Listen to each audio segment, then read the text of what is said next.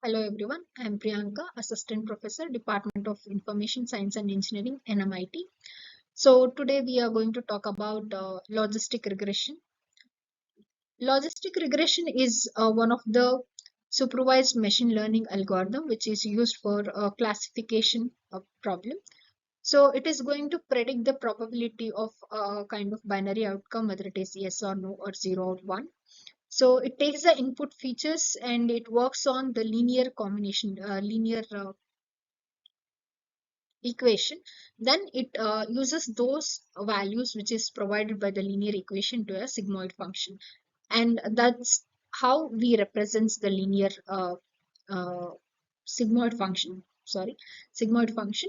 So it will be in the S curve. So the bottommost value, or the probability that will be ranging from 0 to 1, so it will be uses this S curve.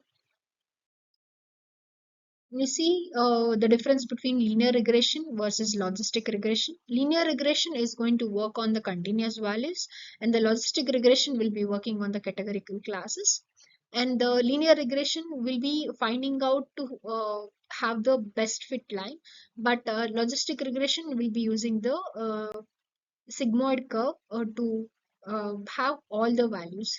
And then linear regression will be used for solving the regression problems, and the logistic regression will be used for solving the classification problem.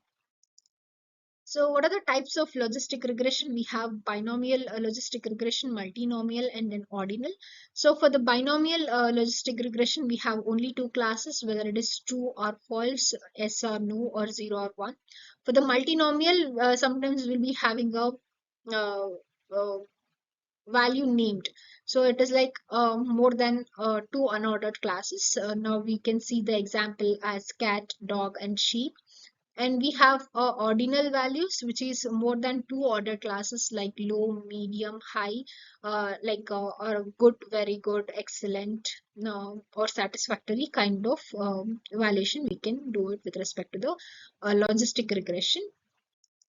Now we'll see the basic concept for binary values, that is either 0 or 1 kind of classification problem. So here you see the first step will with respect to the uh, combination or logistic regression is linear regression. So whatever the input features we have, we'll be applying in the linear regression equation. So, and this value should be within minus infinity to plus infinity.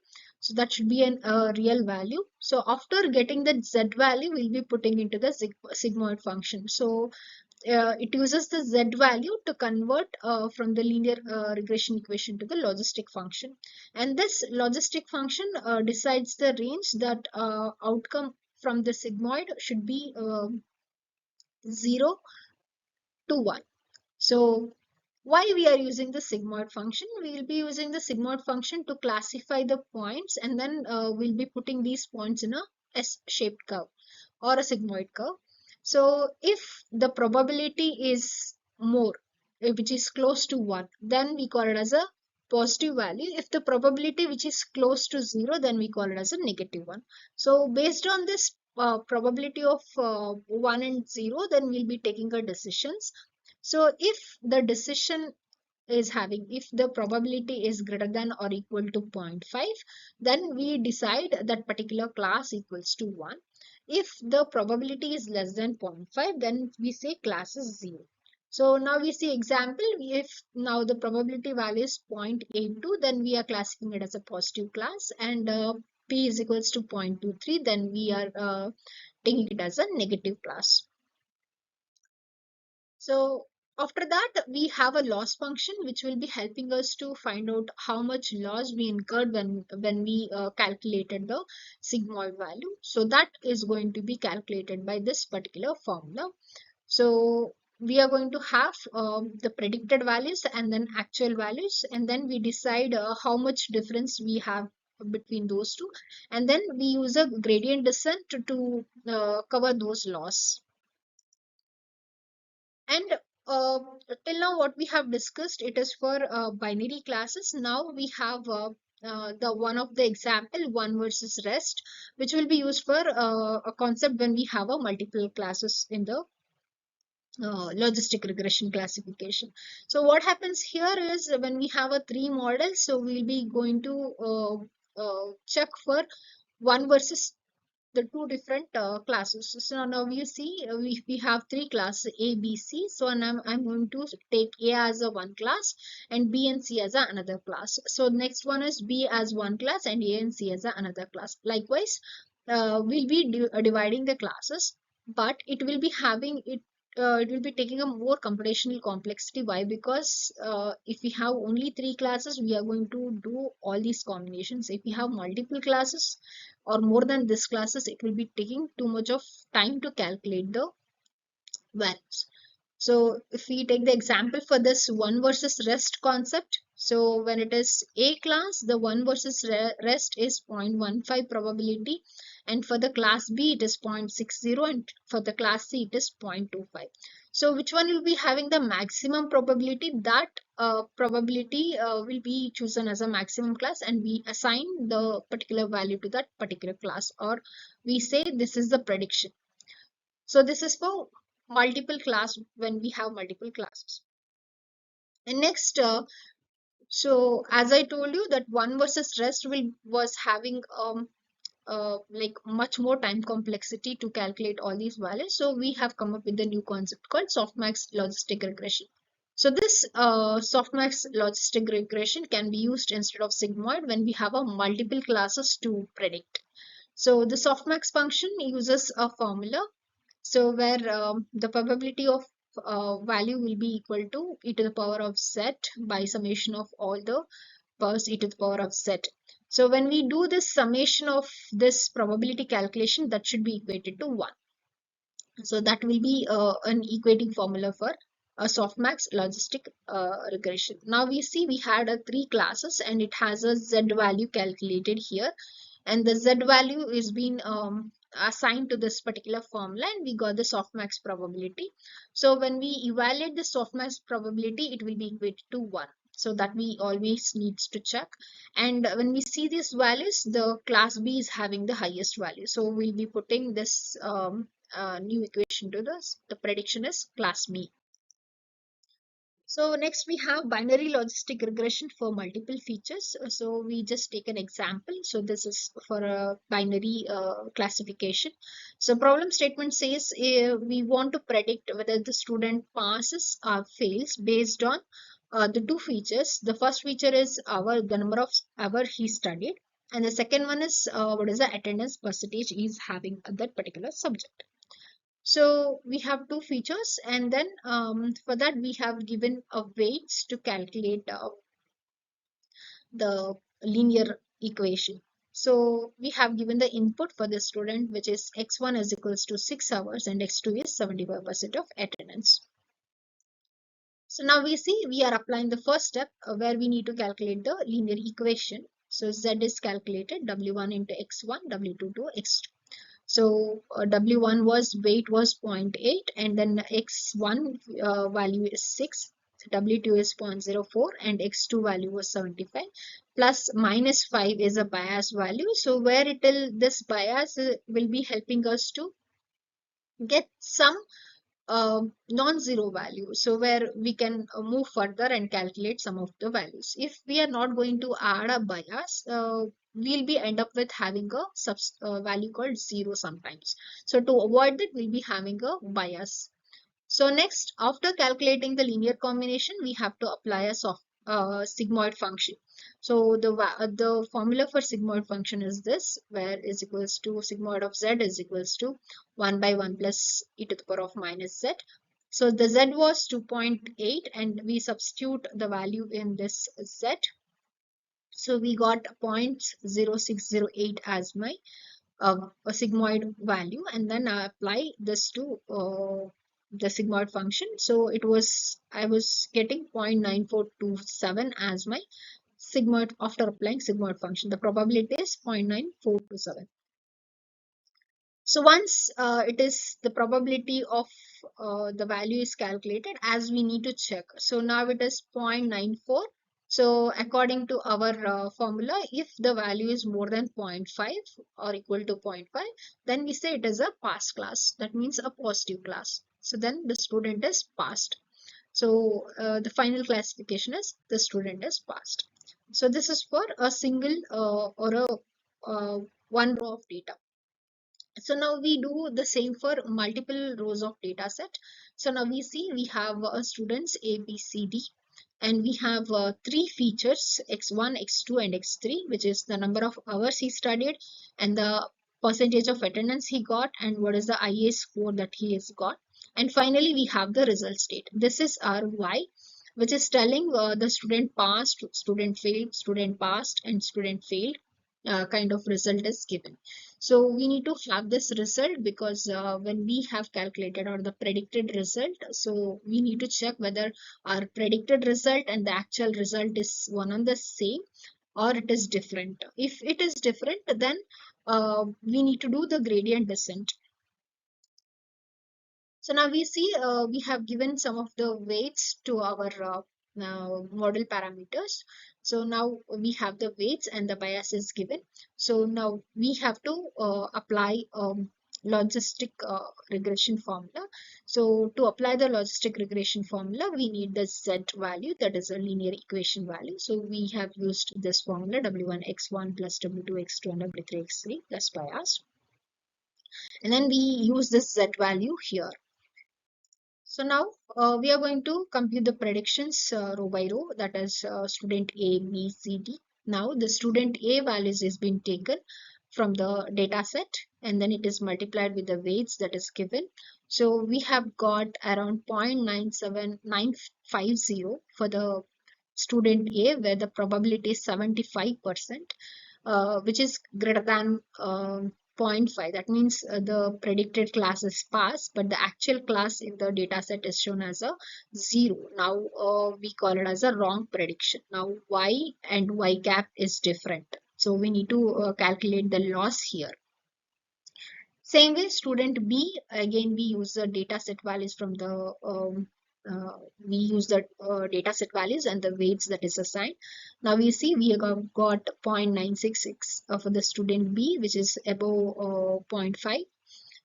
Which is classified as a pass class, that is a 1. So predicted class is 1 and the actual class is also 1. There is no problem with respect to this one.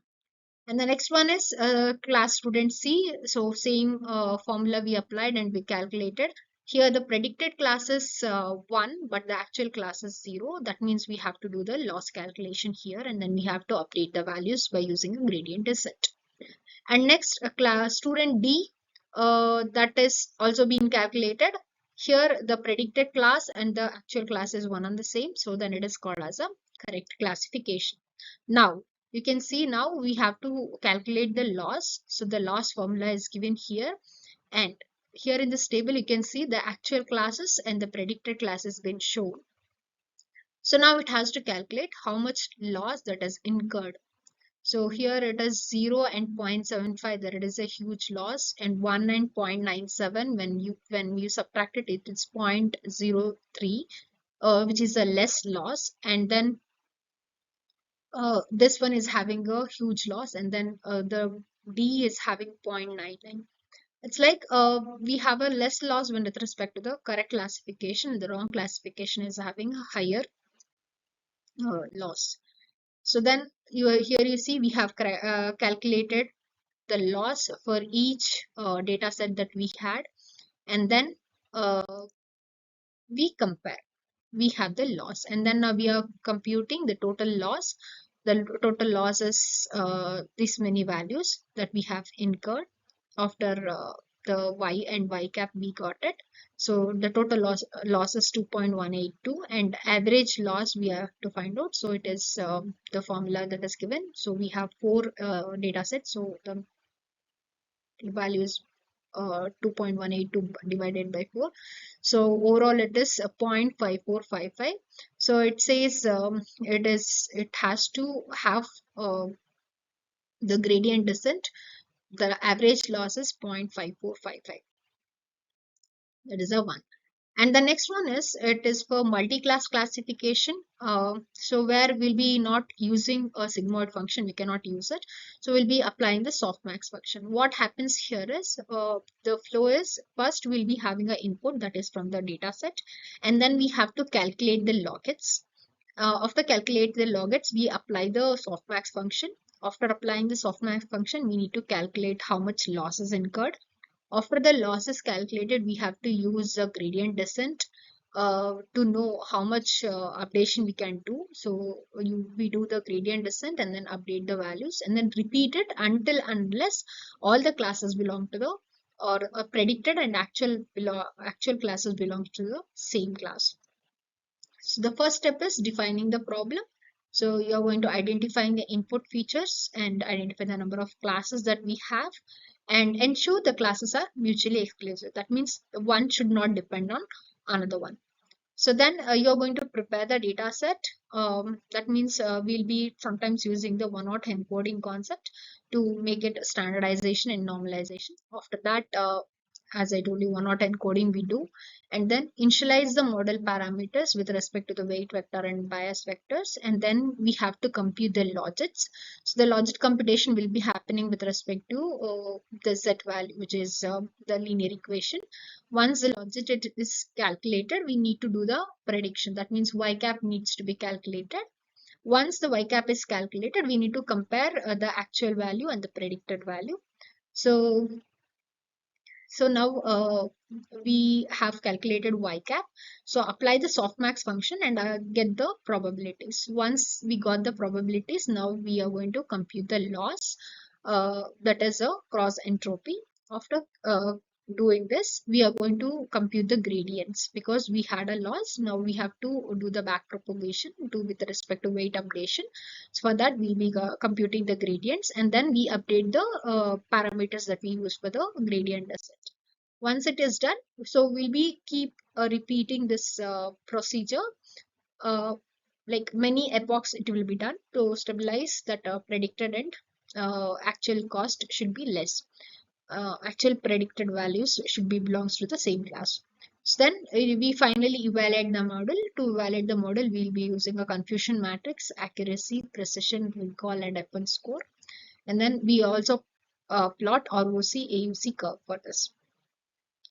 Now we see one simple example for multi-class logistic regression. Now we see we have three classes, class 0, class 1, and class 2. And the number of features we used is 4. So we have x1 data, x2 data, x3 data, and x4 data, and classes is being written here. So this is our data, and then this is a actual class. Now we do one-hot encoding of labels.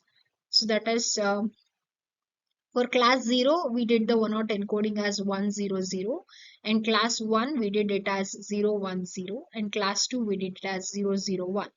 So the one-hot encoding for these classes has been done. After one-hot encoding, we have to check with the model parameters. Now we are assuming some of the parameters as we take it as a random values for weight vectors. We take a W0, W1, and W2, and we also have B0, B1, B2 that a bias is considered.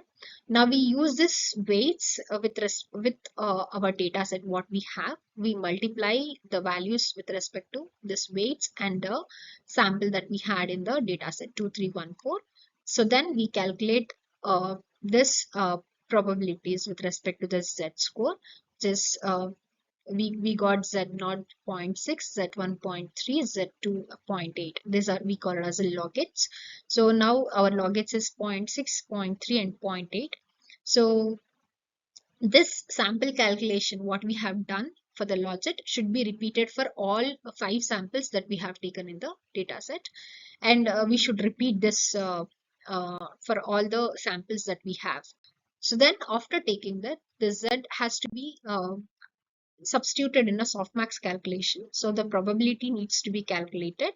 So we have the value Z that needs to be assigned and divided by total number of that's EZ values that needs to be given here, and then we calculate the probability. So this is softmax probabilities that we calculated. When we see this softmax probabilities, so 0.337, 0.250 and 0.413. So the class 2 is having the highest probability, softmax probability.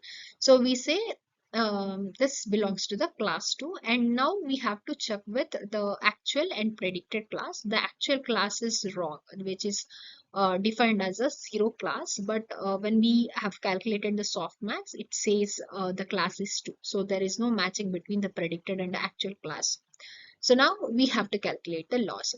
So before that, what we have to do is we just calculated the softmax calculation and prediction for just one sample. This has to be repeated for many different the overall data set that is available in uh, the overall samples that is available in the data set. So then we have to calculate the loss calculation. So we have the formula here. So apply L is equals to that cross entropy formula, and we got the loss 1.088 for the first sample. So we have to repeat the same for all the samples that we have in the data set. So now we have listed what is a true class, what are the softmax probabilities that we have got for these samples, and what is a predicted class. So now you can see there is a difference in the first sample, and there is a difference in the last sample, and the rest three remains in the same classes.